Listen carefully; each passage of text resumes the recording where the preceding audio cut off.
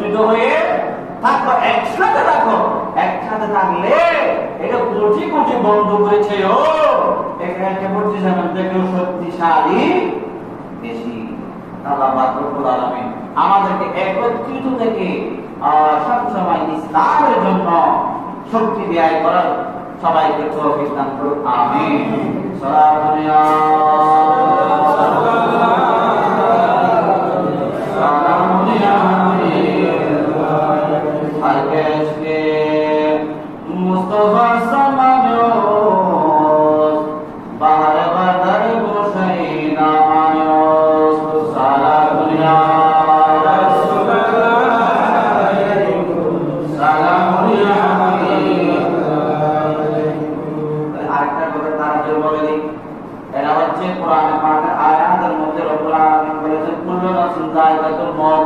প্রত্যেক প্রাণী কি করতে হবে? মৃত্যুর সাথে করতে হবে।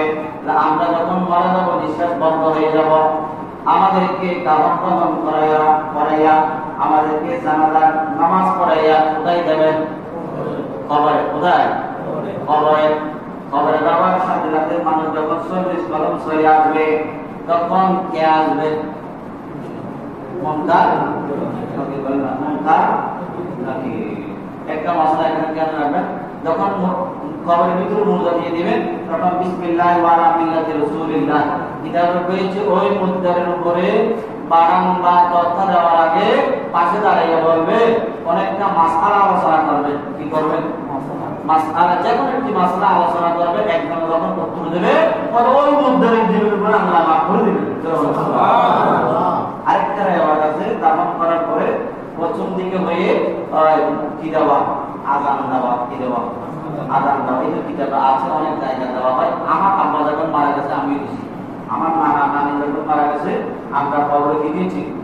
আযান দিয়েছি। এই কিতাবে আছে অনেক ফায়দা মুর্দারের জন্য। দেখো, মুনকির নকির আসার আগে আরেকটা ফেরেশতা আসে। এটা শুনেছেন কোনদিন? আজকে শুনুন, আসাদ আলী সাহেব জামানুর প্রতিদিন মুখ থেকে মুনকার নকির আসার আগে কবরে আরেকটা কি আসে? নামাজ তো ভালো হয় না। এই ফেরেশতার নাম হচ্ছে রোমান ফেরেশতা। কোন ফেরেশতা? রোমান। এই রোমান ফেরেশতা যখন কবরে আসবে, কবরটা ফোকাস হয়ে যাবে, আলোকিত হয়ে যাবে। মানে কিরকম আলো? আর 14 তারিখের চাঁদে আরো বেশি কি হয়ে যাবে? আলোকিত হয়ে যাবে। অর্থাৎ আলোকিত হবে। এই ফেরেশতা এসে ওই মুর্দাকে বসাবে। বসানোর সাথে বলবে, এই আল্লাহর বান্দা, তুমি দুনিয়াতে যা যা করেছো, ভালো কাজ করেছো, মসজিদে গিয়ে নামাজ পড়েছো, ভালো কাজ করেছো, এক কথা সবগুলো লিখিত। সবগুলো লিখিত। তখন মুর্দা বলবে, আমার কাছে কলম নাই, আমার কাছে খাতা নাই, আমার কাছে কালি নেই। সুবহানাল্লাহ। সব কম তাদের বলতেছি। তখন মুর্দাকে বলবে, ও রহমান ফেরেশতা বলবে, এই আল্লাহর বান্দা, লেখো, তোমার কাছে খাতাও আছে, কলমও আছে, খালিও আছে। তোমার হাতের এই সাদা আঙ্গুলকে কি বানাও? কলম বানাও। তোমার জবানের টুকরোকে কালি বানাও। তোমার কবরের কাপড়কে খাতা বানাও। তখন বলে, বান্দা লিখে ফেলবে, লিখে ফেলবে, ফটফটা লিখে ফেলবে। কত নামাজ পড়ছি, এই মসজিদের মধ্যে কত টাকা দান করেছে, কত গরিব দুঃখী মানুষকে সহযোগিতা করেছে, সবগুলো ভালো কাজ মুখস্থ লিখল। এটা আমার হক। কিছু লিখতে জানতো না দুনিয়াতে, কিন্তু ওখানে কলম চলবে। কলম চলবে, সবগুলো লিখে ফেলবে, লিখে স্টপ হয়ে যাবে। আবার যা যা খারাপ গুলো করছো, পরে হক তন্ত্র করছো, চুরি করছ, মানুষ করতে যা করছো, সবগুলো বই আর লিখবে না, বইয়ে লিখবে না। তখন ওই রোমান ফেরেশতা বলবে, এই কমবক্ত, খারাপ করে লেখো, তুমি ওই খারাপ কাজগুলো করার সময় আমার আল্লাহকে লজ্জা করো নাই? ওই সময় লজ্জা লাগে নাই? এখন আমি একজন আল্লাহর সৃষ্টি ফেরেশতা, আমাকে লজ্জা করতেছো? আমাকে লজ্জা লাগে? লেখো তাড়াতাড়ি। যখন ফেরেশতা ধমক দিয়ে বলবে, তখন তাড়াতাড়ি লিখে ফেলবেন। কোন টাইমের মধ্যে কোন কাজ করেছে, কোন গুনার কাজ করেছে, সবগুলা কি করবে? লিখবে বলো না, সবগুলা লিখে দেবে। তখন লিখার ভয় বলবে এটা তো তোমার লেখা, তোমার আমল, এটা কেন বুঝবো? শিলমোহর মেরে দেবো। কি মেরে দাও? অর্থাৎ আমি শিলমোহর কোথায় পাবো? অর্থাৎ তোমার এই যে হাতের গুজ্জা আঙ্গুলের নখ দিয়ে তুমি শিলমোহর মেরে দাও।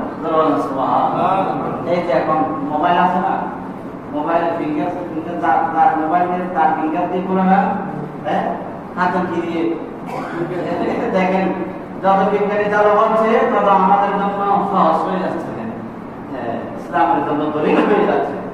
তখন জাহান দিয়ে কি মেরে দেবে? শিল মেরে দেবে। তখন ওই আমলটা কাগজটা লটকে লাগবে আল্লাহ কোথায়? গলায় গলায়। কোরআনে আছে তো সূরা বনী ইসরাঈলের 13 নম্বর আয়াতে ওয়ালি ওয়াকুল্লা ইনসান আলজামানাহু তায়রাহু ফি উনুকিহি। সুবহানাল্লাহ। আমার আল্লাহ বলে আমি মৃত্যু ব্যক্তি খবরবাসীর গলায় তার আমলনামা লটকানো রাখার ব্যবস্থা করেছি। সুবহানাল্লাহ। কি করেছি? আমরা যে খারাপ করতেছি, বাড়া করতেছি, সবগুলার ব্যবস্থা আমার আল্লাহ রাখবে। যখন কবরে যাব তখন আল্লাহ পাক রব্বুল আলামিন আমাদেরকে লিখে দেওয়ার জন্য বলেছে। তখন ফেরেশতা বলার সাথে সাথে ওগুলো লিখে দিতে হবে, ওগুলো লিখে দিতে স্মরণ করুন। বা এই দুনিয়াতে প্রতিদিন আসুন, ওই যে আমরা থাকবো এই দুনিয়াতে যতদিন থাকবেন একটু বাড়া কাজ করবেন, দান খয়রাত করার জন্য চেষ্টা করবেন। খবরের মধ্যে যেন রোমান্স তাকে তাড়াতাড়ি লিখে দিতে পারেন। খারাপ কাজ থেকে দূরে থাকবেন, মানুষকে হাত দিয়ে আঘাত করা থেকে দূরে থাকবেন, যেন খবরের মধ্যে ওই খারাপ কাজগুলো লিখতে না হয়। আল্লাহ পাক রব্বুল আলামিন সবাইকে মওতকে স্মরণ করে জীবন যাপন করার তৌফিক দান করুন এবং একতাবদ্ধভাবে থাকার জন্য সবাইকে তৌফিক দান। আমিন।